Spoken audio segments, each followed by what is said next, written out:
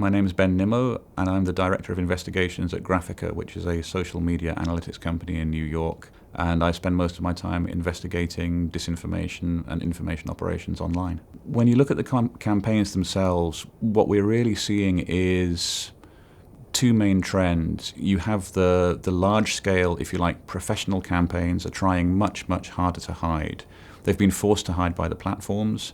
So in 2016, they really had a free space. They could get away with creating an apparently American Twitter account and registering it to a Russian mobile phone number. They could create an ad on American politics and pay for it in Russian rubles, and nobody seemed to think this was weird.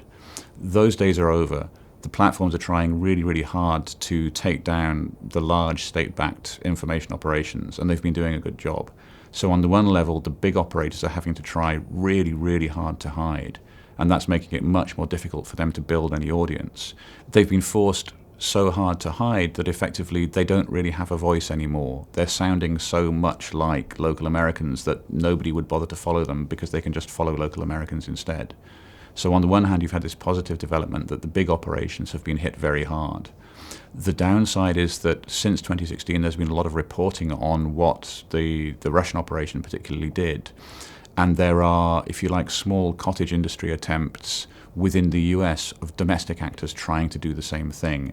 And so one of the big concerns going into 2020 is not the large-scale state operations, it's the small, homegrown, domestic copycats who won't have the same scale of sophistication necessarily or the same scale of funding, but we're likely to see many more of them. They won't be as skillful, they won't be as good at hiding, but there's the danger that there will just be more of them, and so the research community and the response community will just have so many more targets to have to deal with.